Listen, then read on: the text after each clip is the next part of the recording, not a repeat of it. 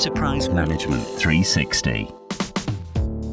Hello and welcome to this week's episode of Tech Chat. Now in today's episode, I'll be speaking to Baldeep Dogra, who is the Director of Solutions Marketing at Blackberry. So welcome Baldeep, and thank you for joining today's show. Good to be here, Max. Good to meet you. Excellent. Now I'm excited to have you on the show. We've got an interesting topic on today's episode, but before we delve into that, would you mind just giving our listeners at home a bit of background on yourself? Yeah, I'd love to. So I'm Baldeep Dogra. I've been in Blackberry for about 16 and a half years, a bit of a veteran. I started off life as a technical sales engineer, right, and kind of moved on to leadership, and I ran the EMEA technical sales for about 4 or 5 years. Then I wanted to try something different, so I moved into product marketing, looking after solutions and verticals. Excellent stuff. Well, in today's episode, as I said, we're going to be talking about the risks and developments in messaging protection, privacy, and encryption, which is kind of a topical discussion point at the moment. And I wanted to start off by asking, what are the most notable personal and professional security risks of using these popular messaging platforms? We're talking about our WhatsApps, Facebook Messenger, and companies using those for communications. Yeah, that's a great question. Now, for all of these instant messaging tools, there are 3 attack vectors at which an attacker can use to access data, and that's attacking the sender, the receiver, or the data that's actually in transit. Now, apps like WhatsApp, Facebook Messenger, WeChat, Signal, they're widely used communication tools, very popular. You can use it to message your dear old mum 1 second and then immediately reply to another user or group on completely separate topics. And the fact that you can switch so easily is key to their success. And in addition, being able to activate those apps quickly using just your phone number and being able to message contacts from your main contacts makes it even more attractive. Herein lies 3 main problems. So problem 1 is the lack of established identity, right? So this is the sender. You don't know who that sender is. And typically, the reason for that is the activation is based on the phone number or a phone password combination. Thus, the identity is not established in the true sense. Because of that, you cannot prove that it's that user without a reason of a doubt. And malicious actors will then have an open play on the user data because the phone number password combination can easily be obtained and used to gain access to that user's data maliciously. The contacts are then at risk. And we saw that recently with WhatsApp.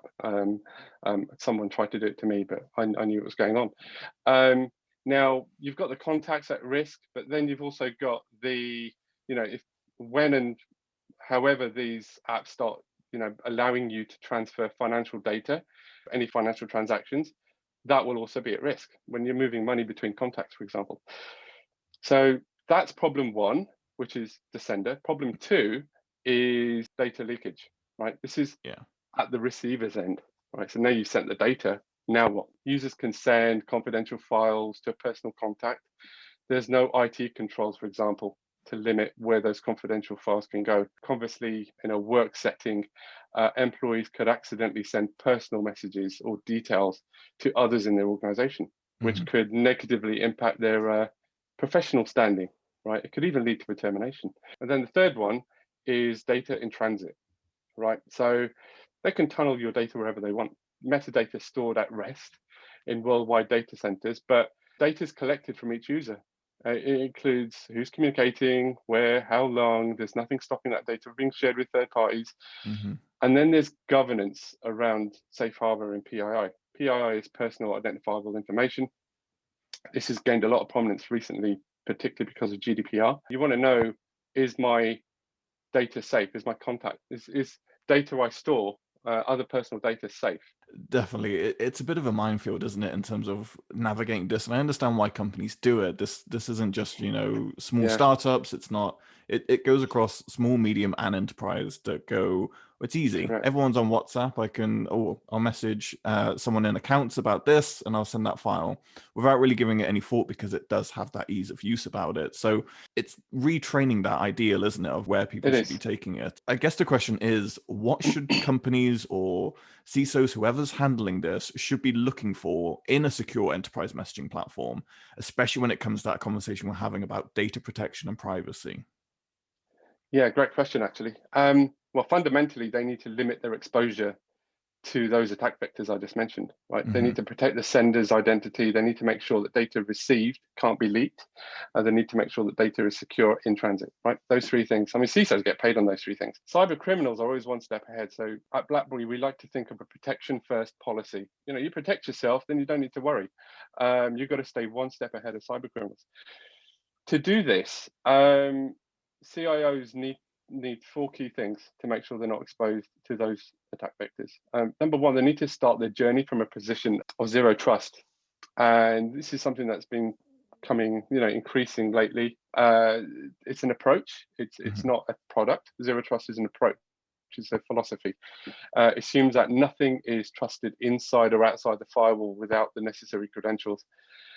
Doing it correctly will avoid lateral movement once behind the firewall, right? So you're protecting yourself from whoever accesses your firewall. You're protecting them even further. You need to choose a solution that's enterprise ready. What that means is it's got to have true end-to-end encryption. So you can't decrypt using stored keys. It needs to be professionally certified and accredited, like FIPS or HIPAA. It needs to have IT admin controls, like enterprise activation. So no longer are you just looking at a phone number, which can easily be thought of or picked up, or anyone can get hold of it. Now you have your username and password, and you encrypt that, and then the only places that that's stored is at the user's end and the service end, and then the recipient, whoever opens it. Right. So you've got enterprise activation, which gives you strong identity, governance and control. And then the fourth thing is having auditing or archiving. Now, this is often required for highly regulated industries. You don't need it for everybody, but it's a way to kind of to provide proof of communication and to keep data safe, right?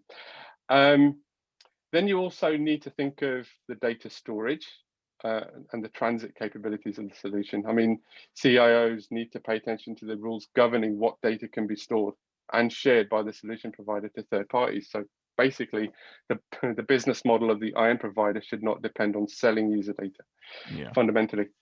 And then they need to think about productivity. We need to use this stuff. We need to make sure that it provides the functionality you need it to provide. You need to have, the popular messaging features, the chat. You need to be able to retract messages, time messages, send them when you feel you need to send them. You need VoIP capabilities. Everybody wants video chat, group chats, and that sort of stuff. You need to be able to do all that with safety and security and peace of mind.